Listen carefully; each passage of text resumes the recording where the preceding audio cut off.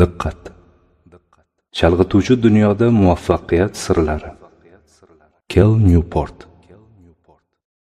Elektron pochta-yu ijtimoiy tarmoqlar. Qo'yingki, barcha aloqa vositalari diqqatimiz, e'tiborimiz va vaqtimiz o'g'risiga aylandi. Chalg'imay bir ish qilish og'ir bo'lib qolgan chalg'ituvchi dunyoda qanday qilib muvaffaqiyat qozonish mumkin? Nima qilsak sarflagan har bir vaqtimiz o'zimizga kattaroq foyda bo'lib qaytadi? Nima qilsak ishimizning sifati va unumi ortadi? Nega ayrim muvaffaqiyatli insonlar o'zini aloqa vositalaridan uzoq tutishga urinadi? Bu kabi savollarga Massachusets Texnologiyalar instituti professori Kel Newport o'z tajribasi va kuzatuvlari asosida javob beradi. Jamlangan diqqat samarali ishning muhim quroli. Uni boshqarish esa oson emas. Bu kitobni o'qib sershovqin dunyoda halovat topish va ayni damda muvaffaqiyat qozonishni o'rganasiz. Birinchi qism. Kirish. Sen-Gallenning Shvetsar kantonida, Syurix ko'lining shimoliy qirg'og'i bo'ylarida Bollingen nomli qishloq bor. 1922-yilda psixiatr Karl Jung o'ziga uzlatxona qurish uchun aynan shu joyni tanladi. U qurilishni o'zi minora deb atagan 2 qavatli tosh uydan boshladi. Hindistonga sayohati chog'ida uylarda meditatsiya uchun maxsus ajratilgan xonalarni ko'rgandi. U yerdan qaytgach shaxsiy ofis uchun binoni kengaytirdi. Xosxonamda yolg'iz bo'laman. U yerning kaliti doim yonimda. Ruxsatimsiz pasha ham uchib kira olmaydi, derdi Jung o'z xonasi haqida.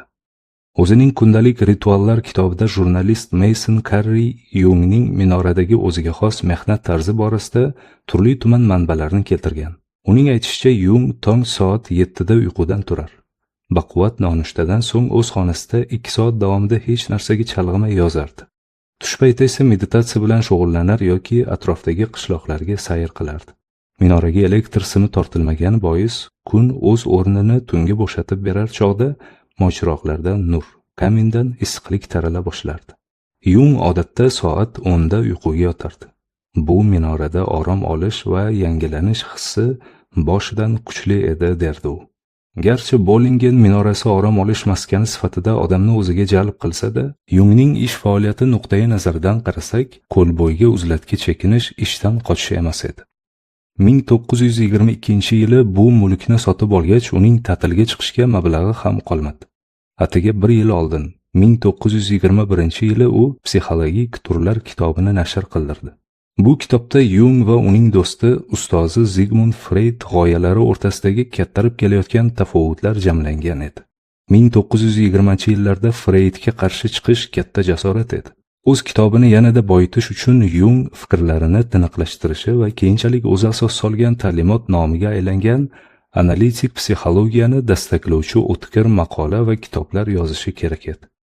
Jung Syurixda ma'ruzalar va konsultatsiya amaliyotlari bilan band bo'lardi, ammo u shu bilan kifoyalanmay, insondagi anglanmaganlikni tadqiq etishni istardi. Ammo bu maqsad chuqur va puxta mulohaza yuritishni taqozo qilardiki, shahardagi olata'sir hayot tarzi ko'pincha bunga imkon bermasdi. Jung Bollingenga o'zining kasbiy faoliyatidan qochish uchun emas, balki uni yanada yuksaltirish uchun chekingan edi. Karl Jung 20-asrning eng ta'sirli mutafakkirlaridan biriga aylandi. Albatta, uning muvaffaqiyatli bo'lishi sabablari ko'p, ammo qo'lingizdagi kitobda men uning yutuqlarida muhim rol o'ynagan, u astoydil bajargan quyidagi ko'nikmaga diqqat qaratmoqchiman. Teran ish. Hech narsaga chalg'imasdan, bor aqliy imkoniyatni ishga solgan holda chuqur diqqat bilan bajarilgan ishdir. Bu ish bebaho qiymat hosil qiladi. Mahoratingizni oshiradi va uni har kim ham bajara olmaydi. Teran ish intellektual qobiliyatingizni oxirgi qatrasigacha ishga solishni taqozo qiladi. Psixologiya va neyrologiyada yillar bo'yi olib borilgan tadqiqotlar natijalaridan bilamizki, teran ish bilan birga kechadigan aqliy taranglik ham mahoratingizni oshiradi. Boshqacha aytganda, teran ish 20-asr boshlaridagi akademik psixiatriya singari chuqur mushohada talab qiladigan sohada zarur bo'lgan faoliyat turi edi. Teran ish atamasini o'zim qo'lladim. Karl Jung o'z ishini bunday atamagan bo'lsa-da, uning faoliyat tarzi teran ish nimaligini uqqan kishinikidek edi. Yung o'z kasbiy faoliyatida teran ishlash uchun kuch va mablag' sarflab, o'rmonda toshdan minora barpo etdi. Bu Yungni kundalik doimiy mashg'ulotlardan ayirib qo'ydi. Mason Karri yozishicha, Yungning Bollingenga qilgan muttasil safarlari klinikadagi ishlari uchun vaqt qoldirmasdi. Unga ishonib kelgan bemorlari ko'p bo'lsa-da, Yung qo'l siltab ketishdan hech uyalmasdi. Teran ish garchi qo'shimcha mas'uliyatni anglatsa-da, uning dunyoni o'zgartirish borasidagi maqsadlari uchun o'ta zarur edi. Darhaqiqat, agar siz uzoq va yaqin tarixda yashab o'tgan boshqa kuchli ta'sirga ega shaxslarning hayotini o'rgansangiz, teran ishga sodiqlik keng tarqalganiga amin bo'lasiz. Masalan, 16-asr yozuvchisi Michel de Montaigne'ning fransuz qo'rg'oni tosh devorlarini ko'rib turgan janubiy minoradagi shaxsiy kutubxonasida ishlashi bir qarashda Yungni esga soladi. Mark Twain Tom Sawyer'ning sarguzashtlari asarining katta qismini o'zi yozni o'tkazadigan Nyu-Yorkdagi Quarry fermasidagi hujrada yozgan. Twainning ijodxonasi asosiy uydan shunchalar ayro ediki, oilasi uni ovqatga chaqirib olish uchun ancha ter to'kishga to'g'ri kelardi. Zamonlar osha biroz siljiq, ssenariynavis va rejissyor Woody Allenni eslaylik. U 1969-yildan 2013-yilgacha bo'lgan 44 yil mobaynida 44 ta filmning ssenariysini yozib suratga oldi va 23 ta Akademiya nominatsiyasi mukofotiga sazovor bo'ldi. Aql bovar qilmas san'atkorona mahsuldorlik. Ushbu davr mobaynida Allenning kompyuteri bo'lmagan. Uning o'rniga elektron chalg'ituvchilardan xoli holda nemislarning Olympia SM3 markali yozuv mashinasidan foydalangan. Bu borada Allenga sherik bo'lganlardan yana biri nazariyotchi fizik Peter Higgs edi. U ham jamiyatdan ajralgan holda ishlagan. Hatto Nobel mukofotiga loyiq ko'rilganda jurnalistlar uni topa olmay sarson bo'lgan edi. Garchi Garri Potter romanining yozilish davri texnologiya taraqqiyoti keng quloch yoygan bir paytga to'g'ri kelgan bo'lsa ham, uning muallifi J.K. Rowling ijtimoiy tarmoqlardan anchagina olisda bo'lgan. Rowling jamoasi nihoyat 2009-yil kuzida yozuvchi tasodifiy bo'sh joy asari ustida ishlayotganda uning nomidan Twitterda sahifa ochib yurita boshladi va dastlabki 1,5 yil davomida qo'yilgan yagona post shunday edi. Bu haqiqatan menman, lekin afsuski bu yerda ko'p yoza olmayman, chunki hozirda men uchun qalam va qog'oz afzal. Teran ish albatta tarixiy shaxslar yoki texnofoblargagina xos emas. Microsoft kompaniyasi bosh ijrochi direktori Bill Gates yilga 2 marta tafakkur haftaligiga vaqt ajratar. Hafta davomida o'zini hamma narsadan ajratib qo'yar. Ko'pincha ko'l bo'yidagi yozgi hovlisida vaqtini o'qish va katta g'oyalar haqida fikrlashga bag'ishlardi. Aynan 1995-yilda tafakkur haftaligi mobaynida Gates Microsoftning e'tiborini Netscape Communications nomli endi tanila boshlagan kompaniyaga qaratgan mashhur internet portanasi memorandumini yozib tugatdi. Ajabki, internet asri tushunchasini shakllanishiga yordam bergan taniqli kiberpunk yozuvchi Neil Stephenson bilan elektron tarzda bog'lanishning deyarli iloji yo'q. Chunki uning veb-saytida elektron pochta manzilini emas, balki nima sababdan u ijtimoiy tarmoqlardan unumli foydalanmasligi haqidagi esseni uchratasiz. Neil bunga quyidagicha izoh beradi. Agar men hayotimni shu tarzda qursam, ishlashga uzoq va uzluksiz vaqtim bo'lsa, romanlar yozishim mumkin. Biroq bezovta qilaverishsa nima yozaman?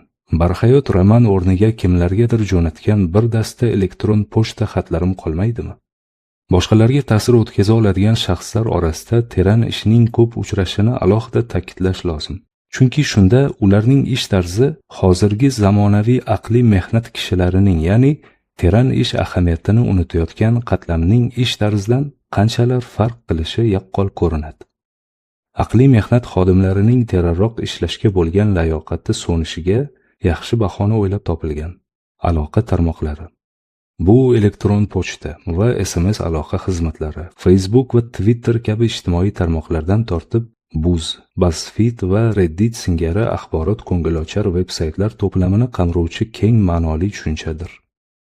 Umuman olganda bunday aloqa tarmoqlarining taraqqiyoti ularga aqlli telefonlar va kompyuterlar orqali istalgan joy va vaqtda bog'lana olish imkoniyati aqliy mehnat xodimlarining diqqatini bo'lib yubordi. 2012-yilgi McKinsey tadqiqotlari natijalariga ko'ra, hozirda bitta aqliy mehnat kishisi O'rtacha ish haftasining 60%ni elektron axborot almashish va internet qidiruvlariga sarflar ekan. Ish vaqtining qariyb 30% esa birgina elektron xatlarni o'qish va javob qaytarishga ketar ekan. Bunday bo'lingan e'tibor uzoq vaqt sokin tarzda aql ishlatishni talab qiladigan teran ishga imkon qoldirmaydi. Shu bilan birga zamonaviy aqliy mehnat xodimlari ishlashdan ham qochayotgani yo'q. Aslida ular o'zlarini juda band kishilar deb biladi. Oradagi tafovutni nima izohlaydi? Buni teran ish g'oyasining tamomila aksi bo'lmish boshqa bir turdagi mehnat orqali izohlash mumkin. Sayoz ish. Aqliy zo'riqish talab qilmaydigan, logistik xarakterdagi, ko'pincha chalg'ishlar bilan ham bajariladigan ish.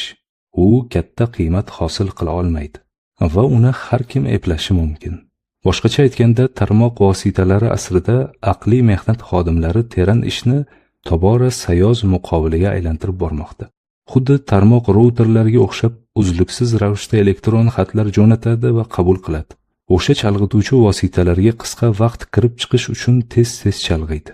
Teran tafakkur talab qiladigan ishlar, yangi biznes strategiyani ishlab chiqish yoki katta grant olish uchun loyiha yozish kabi salmoqli ishlar bunday sharoitda chalkash, parokanda bo'lgan, sifati xira tortgan samarani beradi. Bundan ham yomoni yuzaki ishlashga berilish ortga qaytmas jarayon ekanligini ko'rsatuvchi dalillar ko'payib bormoqda.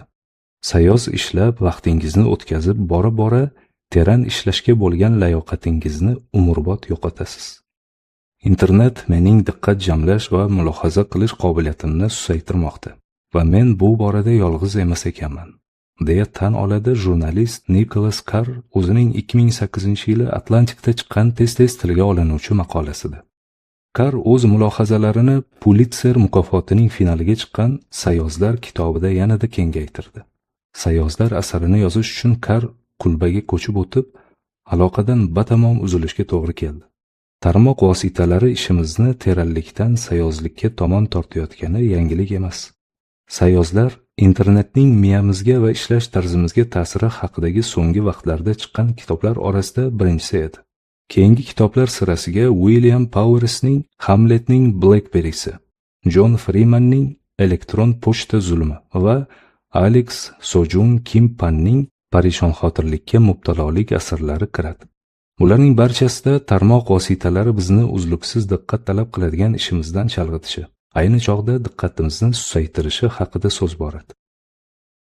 Mavjud dalillarning yetarliligini hisobga olgan holda men ushbu kitobda uni yana qayta asoslashga vaqt sarflamoqchi emasman. Umid qilamanki, tarmoq vositalarining teran ishlashga qanchalik salbiy ta'sir ko'rsatishi borasida yakdil bo'la olamiz. Shuningdek, bu o'zgarishning ijtimoiy oqibatlari haqidagi davomli bahslardan ham tiyilaman. Chunki bunaqa bahslar boshi berk ko'chaga yetaklaydi. Munozaraning bir tarafida Jaron Lanier va John Freeman kabi texnospektiklar bunday tarmoq vositalari hozirgi holatda kamida jamiyatga zarar yetkazishidan tashvish chekayotgan bo'lsa, ikkinchi tarafda Clive Thompson singari texno-optimistlar ularning jamiyatni qay darajada rivojlantirayotgani haqida bong urmoqda. Misol uchun, Google xotiramizni susaytirishi mumkin ekan. Ammo endi kuchli xotiraga zaruriyatning o'zi yo'q. Chunki hozir bilishimiz kerak bo'lgan narsalarni undan osongina qidirib topishimiz mumkin. Bu falsafiy munozarada taraf olmayman. Bu masalaga bo'lgan qiziqishim yanada pragmatik va individual jihatga yo'nalgan.